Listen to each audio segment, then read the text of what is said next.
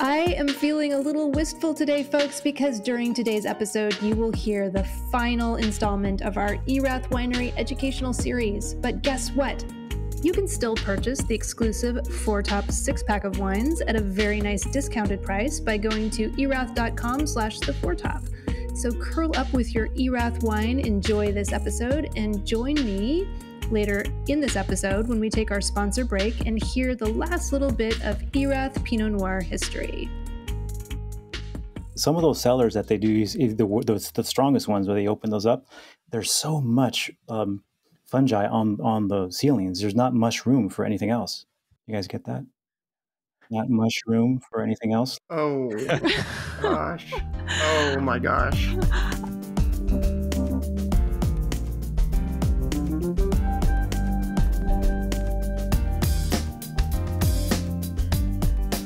Hello and welcome to the 4 Top. It's a roundtable discussion of today's hot button topics in the wine and food world. I'm your host, Catherine Cole, joined by co-host Martin Reyes, a master of wine, international wine consultant, winemaker, importer, and educator. Hello, Martin.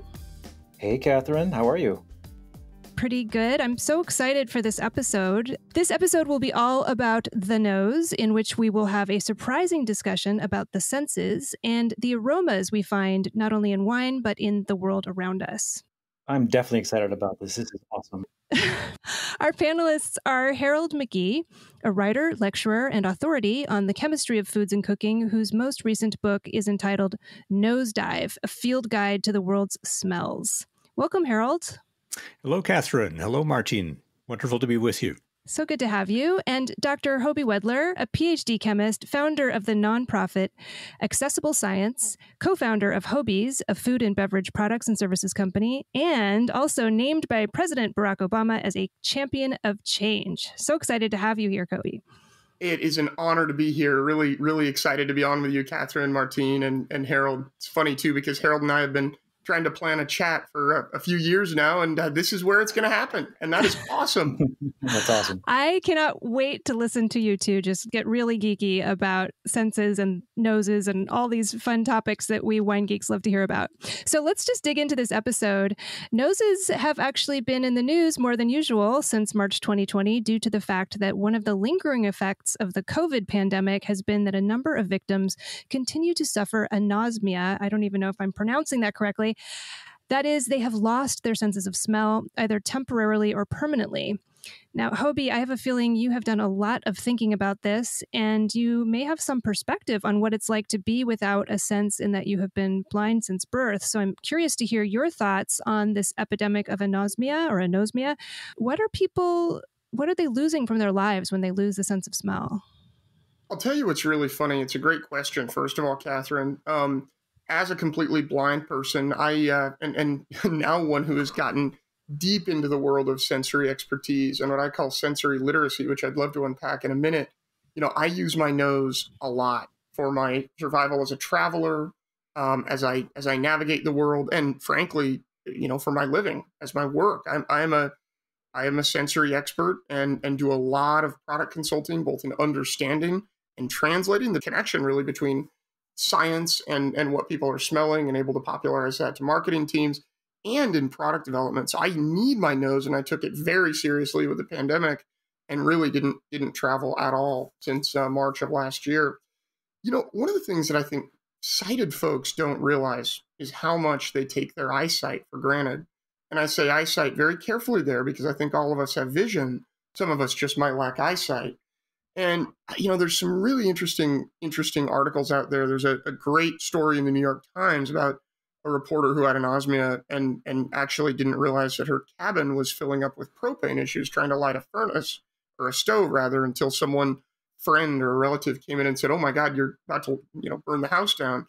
And she had anosmia for her whole life and really dug into an understanding of how people dealt with anosmia, who have experienced the coronavirus and had COVID-19. And the overwhelming response, and I've done my own research and development here and interviewing, dozens of people who have lost their senses of smell and taste, by the way, the overwhelming response is, I had no idea how much joy I got out of life through my sense of smell, whether it's smelling grandma's cooking, to the maybe unpleasant or pleasant smell of an airplane, several people say, to just the smell of the outdoors. And I think a lot of us, all of us in this round table, know how important our sense of smell is.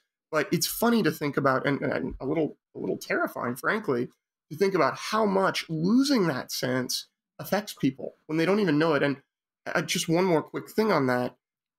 I think that we all are so visually literate because our eyesight it's not a vulnerable sense. When we get close enough to something to smell it, we're taking on a lot of vulnerability and trust. So we don't necessarily use our sense of smell to acquire as much information about our surroundings as we necessarily could, but we do use it sort of subconsciously and along with the other four senses way more than we acknowledge. So true. So true. And I love that you pointed out that our sense of smell can actually save our lives. Yeah. Harold, your book Nosedive came out. It was very well timed, wasn't it? Tell us more. How can our sense of smell save our lives?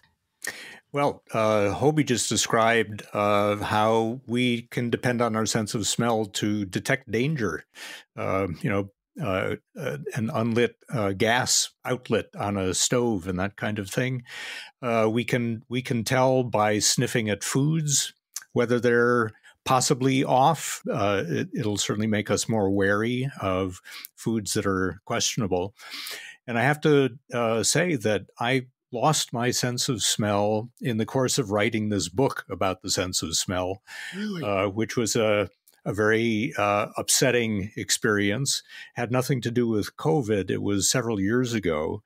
And it turns out I learned, because I had that experience, that it's not an uncommon experience. It's caused by lots of viruses and head injuries and all sorts of things. So it is a vulnerable sense in that sense. And it really does change your life. I ended up really taking no interest in food and drink after a week or two because there just wasn't the same pleasure that there had been before. And that's a kind of indirect danger to one's health, because if you no longer have the urge to feed yourself a nourishing diet, if you no longer take pleasure in those small things of life, well, that's not good for you. That's true. Harold, can you tell us just a little bit, because I've been, for a few days at a time without the sense of smell. What does it feel like? Are there, other than food and drink, are there other areas of life that just aren't as fun? Like, is hiking not as fun anymore? Walking through city streets? I mean, it's one of my biggest fears, to be completely honest with you. And I'm so sorry you had to endure that. I did not know that. Yeah, no, it's true that, as you said, once you lose it, you begin to realize what it is that you used to experience through it. So just as you say, the smell of the outdoors, the smell of your own house or the house of friends, the smell of companions, the smell of pets, flowers in the springtime, autumn leaves in the fall. The list just goes on and on and on. We're surrounded by these little bits of the world around us, which is what smell is reporting on. And when our access to them is shut off in that way, then the world becomes a much drabber place. It seems to me that when we think about how we derive emotion, whether it's fear, anger, happiness, sadness, melancholy, right? That the senses are, other than memory, are the primary drivers of that, right? And I think somewhere along the line, I read a little bit about what your book was saying regarding the connection that it has to like the deeper, oldest part of our brain, right? Where we can connect decades, years from an earlier memory that just comes right back to you. And if that memory is imbued with a sense of nostalgia or emotion, or if the hikes, or if the coffee that I'm giving my son right now a smell of the espressos that I make in the morning. He's a 2-year-old, and right now I feel like I'm building his past when he grows up, because he takes a smell of that freshly ground coffee. He's never had it before, and he goes, "Papa, cafe. And then after a few times, he says, rico. I could only imagine that when he's older, he may not always drink coffee, but I get the sense that there's this like primordial connection that he has, that we all have our own, right? Evocation or emotion. And so when you lose it, like you described and what Hoby is terrified of, I think we all are. Wouldn't we say that like you lose, like you get shut out of this deep link to some of your humanity on some level? Yeah, that's absolutely true. In fact, your example reminds me that one of my absolute earliest memories is not of coffee, but of coffee ice cream. So I was probably 3 years old at the time, something like that, but my parents took me to an ice cream stand, and I'd never had, I don't think, ice cream at all, and I had certainly never had coffee ice cream. And boy, did it make an impression. And just your mentioning that, brings the whole experience back to me as well. Now, I have a question for you both, Harold and Hoby. When Martine mentioned the espresso, I was sort of conjuring a smell. But then, Harold, you mentioned the coffee ice cream, and I was conjuring a taste, a flavor. So how are the sense of smell and the smell of taste related? It's kind of amazing how interrelated they are. So taste is a very interesting thing. Taste, I'll just say it. The tongue is pretty stupid, okay? The tongue can sense sour, bitter, salty, sweet, and if you're really nerdy like Harold and Martine and Catherine and myself, a few other things, including umami, which is sort of a sense of meatiness. The really complex way that we taste and smell food is our nose. So when we have something on our palate and we breathe out through our nose, we're able to retronasally experience it, which means that your nose has a cute little check valve right up in the bridge of your nose. So when you breathe in, you smell all the smells of your surroundings. And when you breathe out through your nose, you are smelling all the smells that are going on inside your mouth cavity. And I read a study at one point that said that 98% of the taste experience is actually through smell. So what I implore you all to try, and every listener out there, is take something with a pretty strong flavor that's recognizable. I don't know, like an Oreo cookie. Just use that as an example. And taste that Oreo cookie completely from start to finish while plugging your nose. And you'll notice the experience to be highly different and probably a lot less satisfying. And I think that really probably ties in, Harold, doesn't it, to the lack of enjoyment of food and drink, and including the taste of food and drink once something hits your palate. Yeah, no, that's a good way to put it. I like to think of taste not so much as a dumb sense, or the tongue as a dumb organ, but as providing the foundation for flavor. So you have those 4 or 5 basic tastes, and then on top of that, you've got the superstructure with all kinds of possibilities of, numbers of stories and structures of rooms and that kind of thing. That's the aroma. Without the superstructure, then all you've got is the basement. Good way to describe it. The basement gives you something, so, and in fact, that's what I ended up convincing myself to try to enjoy, would be the balance of sweet and sour and salty, and also pungent. The sensation of hot peppers. Mm-hmm. That can help make up to some extent for the lack of aroma, but it only goes part way. I want to touch quickly on this idea of having smell be so much more evocative of memories than eyesight. One of the reasons that I've found is that our brains actually have to work harder than we might think to see things. Literally, the way your eye works is there's a substance in your retina called retinal. We chemists aren't very creative when naming things. So retinal. And your body turns transretinal or cisretinal back into transretinal, which is the lower energy form of it. And when you look at light rays, transretinal in very specific quantities is converted to cisretinal. And that information is then carried through several hundred neuron bridges to your optic nerve. And just the exact amount of retinol that was converted gives your brain color information and all sorts of information to process. And it actually takes well over 5 milliseconds to process an image, because once your brain knows what it looked at, it has to flip it over, because everything that initially you see is a flipped over upside down image of what your brain perceives. And when we smell something, the neuron bridge from your olfactory bulb right into your cerebral cortex is a lot shorter. And your nose, therefore, delivers a lot more primitive data, and it can almost take you places. I feel like my nose, I don't know about the rest of you, I'd love to hear, my nose transforms where I am. I traveled to Mexico with my family a lot because my family dad's parents had a house in southern Mexico. We would travel down to see them a lot. I was a very young child. And now when I smell any number of smells that remind me even vaguely of that, I immediately am, happily visiting my grandparents as a young child. It's transformative. It pulls you. Whereas if you're looking at a wedding photo and you see someone and you see yourself drinking a glass of champagne, it doesn't bring you back the same way. You might say, oh, that jogs a memory of, yeah, that was so-and-so's wedding, and I was having champagne with her, and yeah, okay, that's right.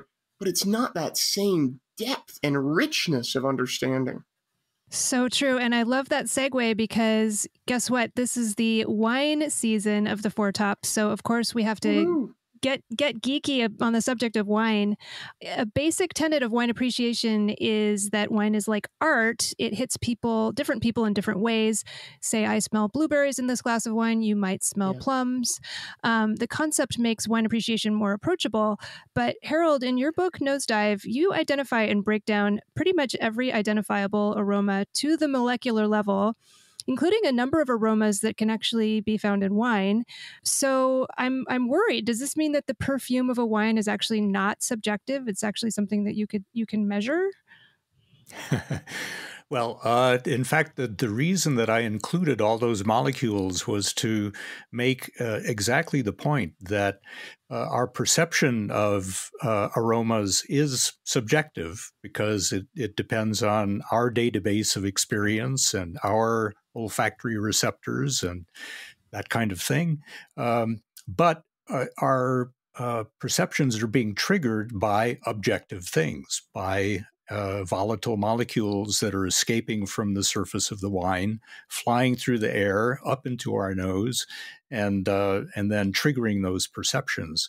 So what I wanted to do is provide the kind of objective template for what's out there. Whether any given person with a particular database and set of receptors detects all those molecules, or whether we're even paying attention. We may just be enjoying a glass of wine and chatting with people and kind of vaguely registering the fact that it's a delicious wine, but not really dissecting it. No matter what our state of mind is, those molecules are there in the wine. And that's what I wanted to do, was provide that objective template, so that if you happen to go hunting, these are the kinds of things you might find. In your book, Harold, you mentioned how the way in which the nose can develop into what you call almost like you're growing a new organ when you develop it, when you learn to pay attention to it. And that sensory literacy, Hoby, that you referenced earlier, that you are you're fluent in the olfactory sense in a way that someone could be fluent in a different language. And if you start looking at that to me is a fascinating bridge for people to start to understand and be less intimidated about wine, but also understand what this whole thing's about, what the senses are about, is like a new language, or like developing an organ that wasn't there before. The way I think about it is exactly like you said, Martine, in terms of making wine more approachable. It becomes more approachable, I truly believe, when we practice our senses and our abilities to use those senses to understand things.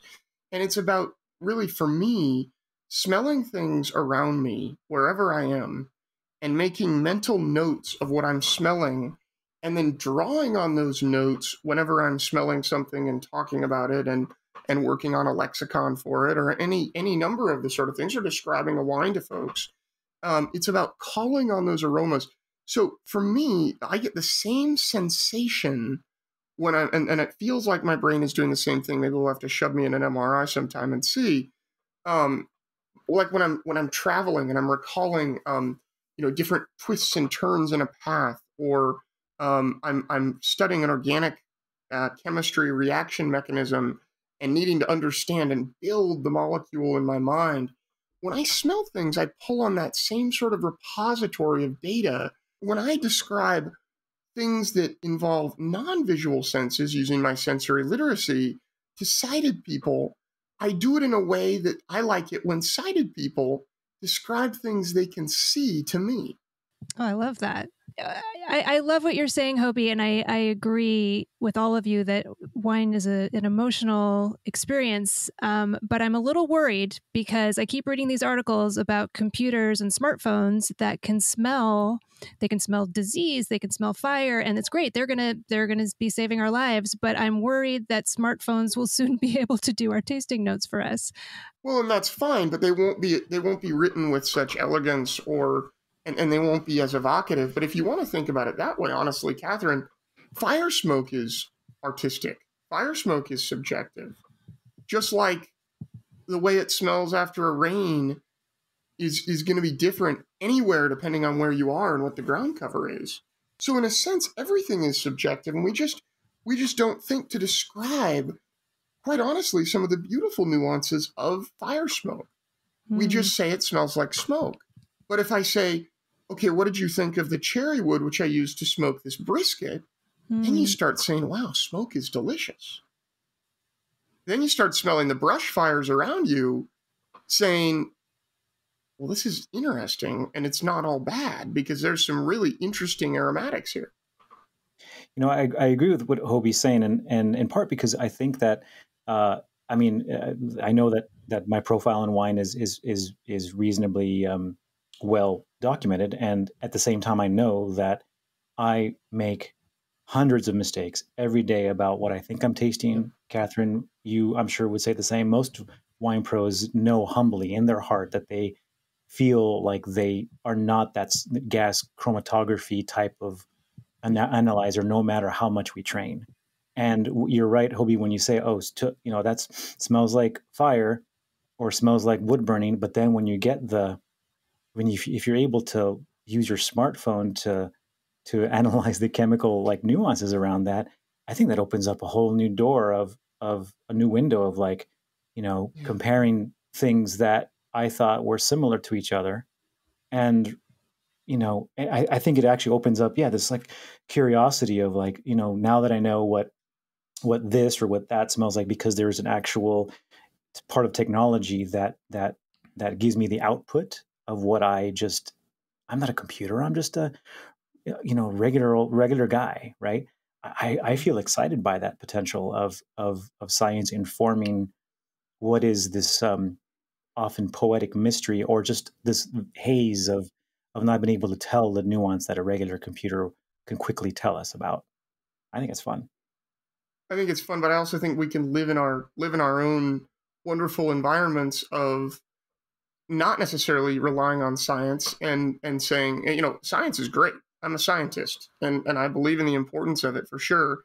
But if I'm describing a Russian River Pinot Noir, sometimes I just want it to be Russian River Pinot Noir and not, oh, do you smell the cherry cola aroma, which is caused by this much vanillaldehyde, et cetera, et cetera. In a certain point, we can choose whether or not we want to use the technology. Right. Totally. And I think that's the beautiful thing about it. I love wine tastings because it's a chance for us to share our perceptions, all of which are going to be a little bit different from everyone else. And we learn how to enjoy and appreciate aspects of wines from each other, from each other's experiences.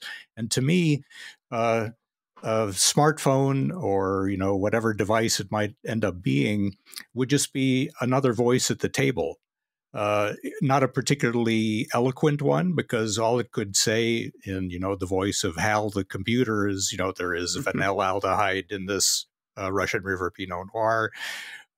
But if you then know that that molecule is there, you can go hunting for it. You can ask yourself whether maybe something that you were thinking is a little bit more like benzaldehyde, the cherry aroma, maybe it really is more in the direction of vanilla.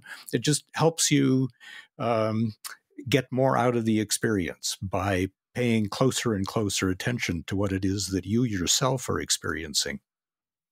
One of the most fascinating things in the book is when I read that that Amazon ants have a lemongrass and ginger.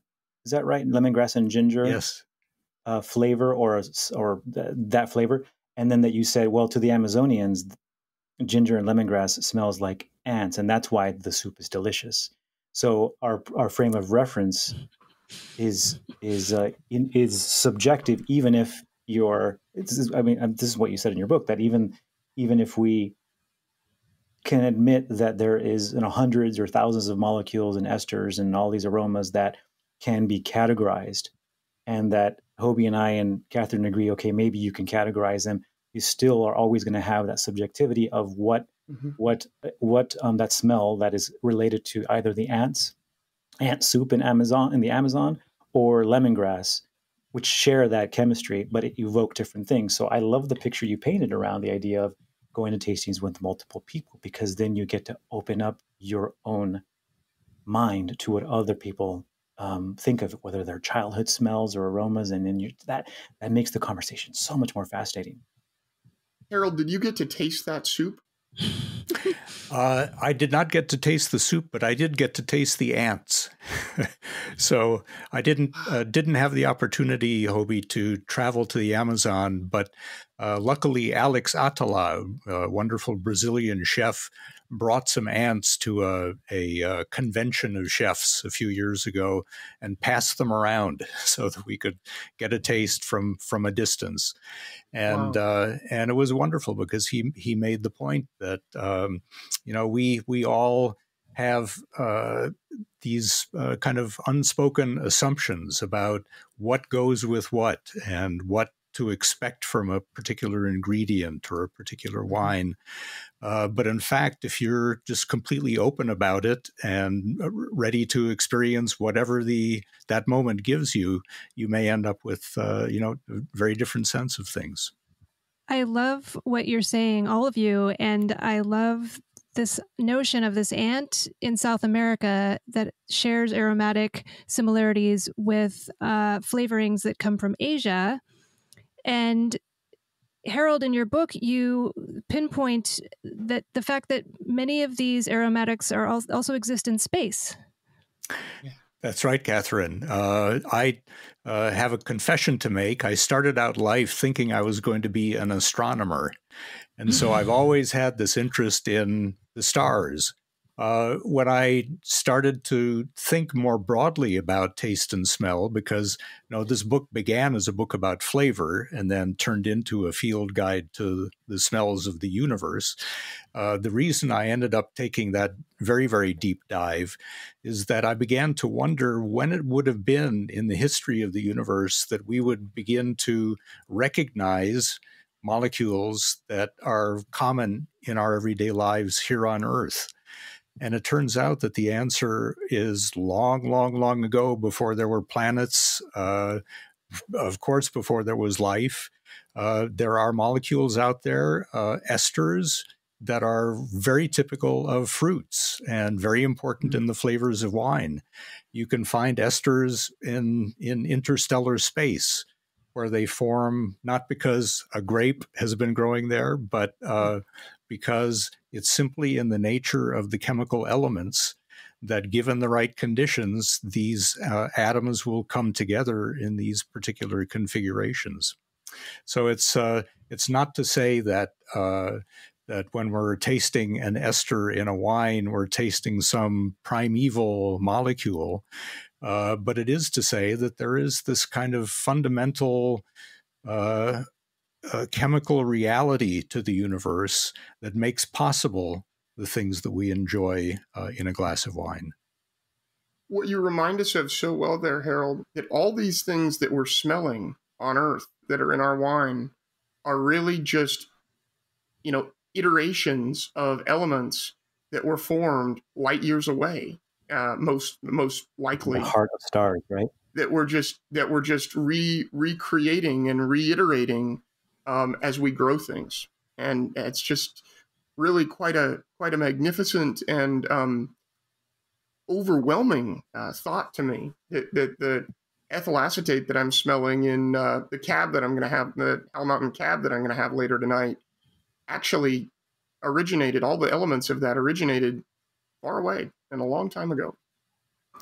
Yeah, and at unimaginable temperatures, in as Martina is saying, in the center of stars. Yeah, it is mind-boggling. Yeah. Well, I will feel very close to my space alien friends the next time I smell some wine. I love this. I love the universality of aromas. I hate to cut everyone off, but I think we need to take a quick break to hear from our sponsors. I can't wait to get back to this conversation, though, and hear more about the sense of smell. Well, the time has come for our final ERATH Education sponsor break, and you may have already ordered the 4-Top 6-pack for yourself, but you still have time to order it as a gift. This is such a fantastic deal. It's 6 bottles of ERATH wines selected just for the 4-Top listeners and offered at an amazing price. You can get that at erath.com/the4top. And today we are tasting a new offering, the ERATH 2019 Reserve Collection Pinot Noir. This is a delicious Pinot Noir. I'm really enjoying it, and I want to hear what Rachel and Izzy have to say. So Rachel, what do you think of this wine? I think it's bright and rich and complex, and there's a lot of ripe cherry in there. And then again, all of that, delicious spicy stuff that we love from our Oregon Pinot Noir. I love it. How about you, Izzy? Yeah, it's perfect just as it's starting to get chilly outside. It just makes me want to curl up. You mentioned that earlier in the episode, and that's exactly what I want to do now. Yeah, this is a cozy wine for sure. Well, after sipping this cozy wine, it makes us wonder what is next for ERATH. This is such a prominent and historic Oregon wine label. But times are changing, and I am so happy to say that ERATH actually has a fairly new tasting room in Portland's Pearl District. And this is in the same building where my old office was. It's a really great spot. It's at Northwest 15th and Marshall. I know it well. It's a really historic old brick building. And actually, if you look closely at the paint on the side of the building, it says wines. I think it used to be a wine distributor 100 years ago. So it's such a cool spot for the ERATH tasting room. This urban space features a tasting bar and spacious seating for small and large groups alike, while offering unique wine tasting experiences across their portfolio of current and library vintages. All right, well, if you can believe it, we've already reached the end of the ERATH Education series. Please be sure to visit erath.com/the4top to get that exclusive offer on our special 6-bottle set of must-have ERATH wines, including each wine we've sipped during this series. And just to recap, we have been tasting the 2019 Oregon Pinot Noir, the 2019 Oregon Pinot Noir Rosé, 2015 La Nuit Magique Pinot Noir, and I think we forgot to mention when we tasted that wine how beautiful the bottle is. It's just gorgeous. Look it up. The 2017 Knight's Gambit Pinot Noir, the 2019 Oregon Pinot Gris, and the 2019 Reserve Collection Pinot, which we are tasting right now. Get your 4-Top 6-pack at erath.com/the4top to save nearly $40 on these delicious wines. And don't forget, you can knock an additional 10% off that price if you join the ERATH mailing list before you shop. Thanks so much, ERATH Winery. You guys are the best. This has been really fun, and we really loved talking about wine with you and tasting your delicious wines. So cheers. Cheers, Izzy. Cheers, Rachel. Cheers. Cheers. Thank you, ERATH. Well, now it's time for the final part of this episode. I just want to have a free-for-all. I just want to listen to the three of you. You are three of the finest noses and minds in the business, and I want to hear you all just geek out about aromatics. So, Martine, in order to achieve your Master of Wine title, you had to identify just about every weird wine smell out there. So maybe you can start us off. What was the craziest scent you've ever come across in a wine? I think that the strangest scent that we can talk about in wine that is unusual because it doesn't sound good when you imagine it is the petrol, kerosene, chemically some smell of certain Rieslings, not just German ones, but certain Rieslings all over the world that can creep into that. When you identify it, it's there. It is most often associated with that grape, with Riesling, and in particular, sometimes there's all kinds of ways it can manifest, and there's a whole science behind that. But I think it makes me wonder. My world is wine, and yet it's such a small part of the bigger world of the senses, the bigger world of the nose, right? We enter this huge one that crosses paths from food to animal to nature to space, right? And it gives me a sense of how small we are. Martine, that's exactly what pushed me into taking 10 years to write this book. I promised I would be done in 2, so for 8 years I was overdue, which was not a great feeling. But that's exactly why I ended up delving into interstellar space and Amazonian ants and that kind of thing, was wondering why it was that, particularly in the wine world, people detect smells of things that are not grapes, and they're not even fruits. They might be flowers. They might be the forest floor. They might be sweaty saddle. They might be cat pee. And I just decided I had to understand why does cat pee smell the way it does? Why does a sweaty saddle smell the way it does? In order to understand the connection between those things and what it is that we experience in a wine. To me, the sense of smell is definitely a scientific tool. And I feel like I understand it somewhat as a scientist, but my goal with the senses of smell and taste is truly to make people happy. That is where I think the nose can be such a powerful thing, is if we can show people happiness through great aroma and flavor. And to that end, the tagline for this new company that does food products and hoping to do a wine soon, as well as services in the, sensory strategy work, our tagline is elevating happiness.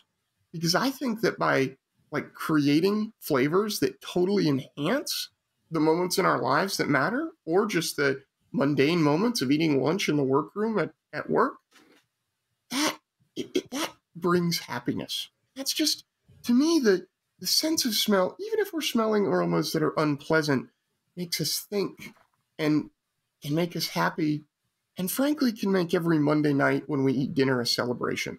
And that's what I want to show, is that our noses make us happy. You touch on that beautiful element, and actually, Harold, you had a phrase towards the end says that fermentation, whether at some point eventually becomes a partial decomposition. Yes. Right, and that the things that become rancid or they turn vinegary, and then whether it's wine or any other kind of thing, but obviously we're biased with wine. I am, anyways. I think you are too, Harold, because you mentioned it all over your book. I'm just going to call you out as I am biased. as well. And you are too. That it recaptures some of the things that you just said, Hoby, about some of the unpleasant things like oxidized, rancid, decomposed. That's some of the best wines out there. Rescue those, rescue the liquid back from putridity or decomposition and bring them into the sense, with their balance of everything else they're doing, into a pleasing aspect. Some of the world's greatest dessert wines are essentially made out of rotting, to put it bluntly, grapes, right? It's we don't have to get into the how and the why, but that happens. Or, the enemy of wine, two enemies of wine are heat and oxygen, right? Both of those can just kill most of the wines that we drink. Or same thing with milk, right? That spoilage, or over time, you just have to let it go and dump it, but yet you create cheese, or you create, in our world, you create this beautiful sherry or Madeira or port or even old champagnes. And even some of the rotten smells that I get from natto, that wildly funky Japanese thing. To me, it smells putrid, and to my wife, she's half Japanese, she just gobbles it up. And natto, that's fermented soybeans, right? Fermented soybeans, yeah. When you said, when you were talking about the enemy of wine, I thought you were going to say beer, Martine. There's often wars in this world about, the wine people, or are you a beer people? And I have to say that I am a self-proclaimed cross drinker. I'll take it all. For winemakers, I do make a little bit of wine, and we have a saying that it takes a lot of beer to make good wine. We do drink that's true in the winery to during the harvest, especially when it gets into the warm August, September, and so forth. Martine, which wines do you make? Oh, I make a little bit of Sonoma Chardonnay and Russian River Chardonnay and Pinot Noir, and then a little bit of Napa Cab too. So Amazing. Can I jump in and get back to the topic of rot and decay, because I'm dying to ask Harold. Harold, I have always been so curious about those wine cellars in Europe where you just see mold and fungus just like hanging from the ceiling, and it just has never been cleared out, and it seems to somehow contribute to the wine. Can you explain to us what's going on there? Well, it turns out that those really ugly, disgusting, kind of creepy-looking filaments of black fungus that hang from the walls and ceilings of a lot of wineries, older wineries, of course, in Europe, but also distilleries in the rest of the world. Those are actually particular fungi, particular relatives of mushrooms, that actually thrive on the fumes being given off by the barrels of whatever fermented liquid is in the cellar, whether it's wine or a distillate of some kind. And so it turns out that they're actually living on the product of the yeasts that made the alcohol in the first place, but they're also living on trace volatile molecules that are not so good for us. I mean, alcohol, it's not good for us in large quantities, but otherwise it's okay. But there are other things like formaldehyde that are being given off slowly in these cellars that these shaggy black fungi just thrive on. So some winemakers will actually feed their black fungus by leaving barrels of wine partly open, so that they're nice and healthy, so that they'll help actually improve the air quality in the cellars. Oh my gosh, you just blew my mind. So that's incredible. I was just going to say, so Harold, I feel like this means that all these American winemakers who are obsessed with having clean cellars maybe need to just relax and let some fungus grow. Is that what I'm hearing? Well, I wouldn't go that far because, these European cellars, they've evolved over the course of probably centuries. If you're building a new winery or you're in a winery that's only been around for a couple of decades and you're not careful about hygiene, then you're probably going to end up with something you really don't want, like Brett. I think you have to have the history to go along with the helpful black fungi. And in support of New World winemakers, particularly those in the United States, what's kind of interesting is that the wines, and I know this is a controversial subject, so I'm going to be very careful what I say here. Go for it. The wines in California, for instance, have so much stylistic approach made by the winemaker. The winemaker has, and the vintner, for that matter, have so many decisions that they can make, and they can add their artistic stamp by how long they ferment, how long they age, how often they rack, which means pour the wine off of any solids that form on it. So many variables that I won't even go into because then I'll be really getting geeky. They can really make their own expression.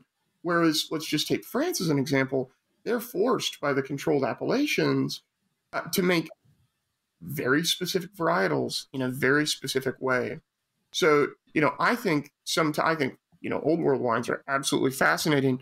But in some respect, I think that, more of the terroir of the New World is actually the people and less the place. And I know that's controversial, but I just think it's very interesting to think about how, in some senses, what happens in wineries in the US, they're not following the European model, sometimes intentionally.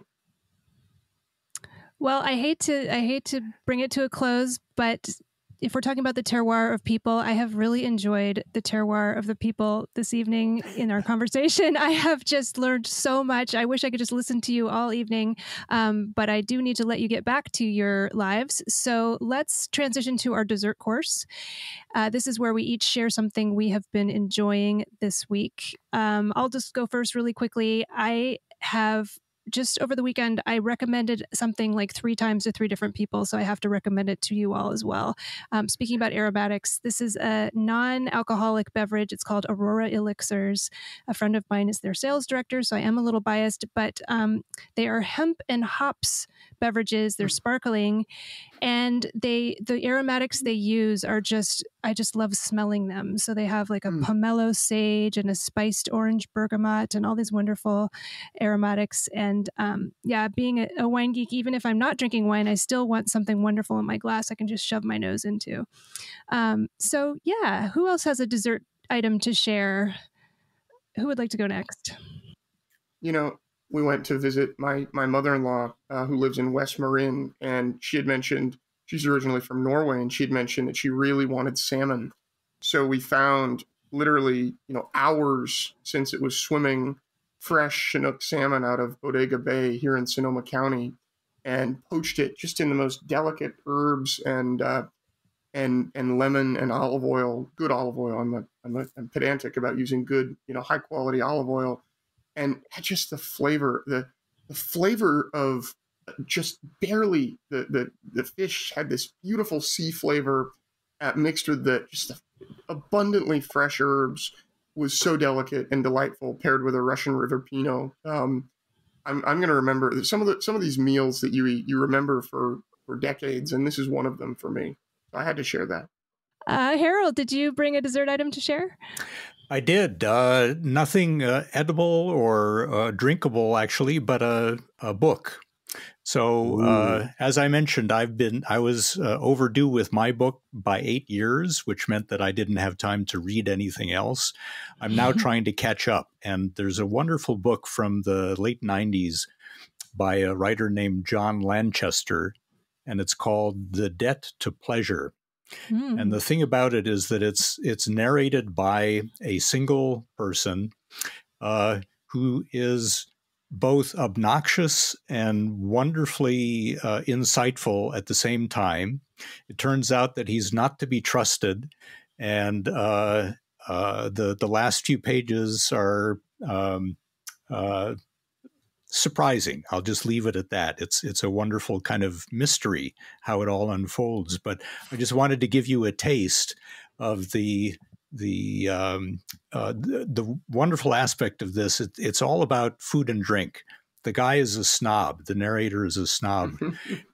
So he can be obnoxious, but he's also clearly eaten and drunk a lot.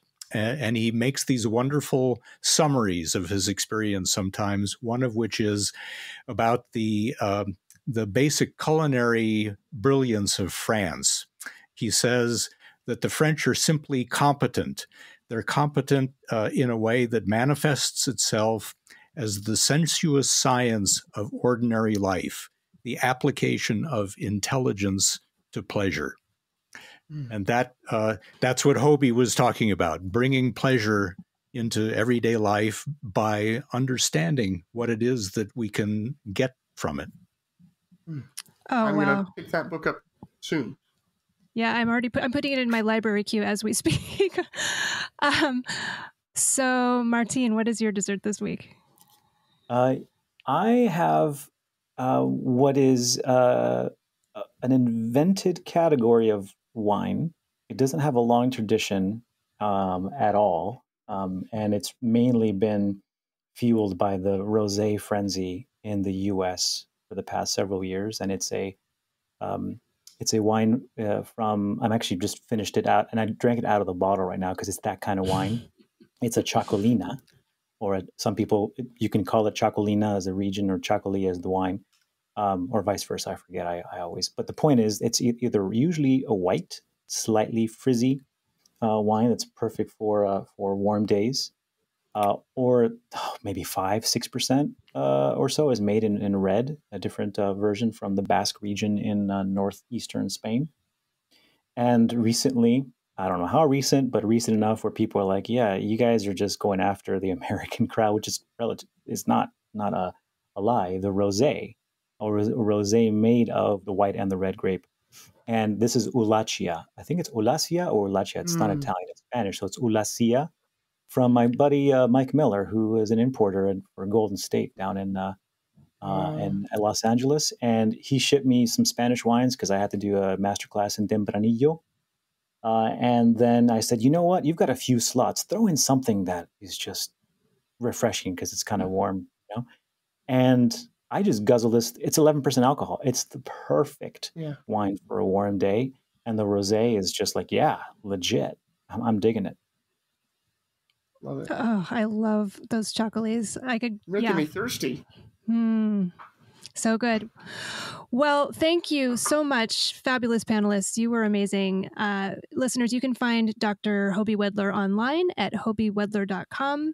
You can find Harold McGee online at curiouscook.com. You can find our co-host, Martin Reyes, online at reyeswinegroup.com. And you can find me, Catherine Cole, at catherinecole.com. But of course, where I want you to go is theforetop.org. And here I am signing out from the high-fiber, protein-packed city of Portland, Oregon, in my kid's closet, as usual. This is also known as my recording studio. Thank you all so much for listening. Thank you so much, panelists. You were so fascinating. And listeners, hey, we want to hear what you think about this episode, so please visit theforetop.org, where you can find our social media handles. Please get in touch with us. Please subscribe to The Foretop on your favorite podcast app, and leave us a rating on Apple Podcasts so others can find us. Thanks so much. Bye-bye. This has been The Foretop Podcast. Catherine Cole is our executive producer, Izzy Kramer is our senior producer, and I'm Keelan King, sound supervisor. We are also assisted by audio editor, Michelle Richards, our production assistant, Rachel Grossman, and our social media assistants, Lex Rule and Nick Toole. Please visit our website, theforetop.org, to learn more about us, listen to back episodes, reach out to us on social media, and purchase books written by our amazing panelists. And if you have not already subscribed to The Foretop on iTunes, NPR One, or Spotify, please do so and leave us a rating. Stay safe out there, and thanks for listening.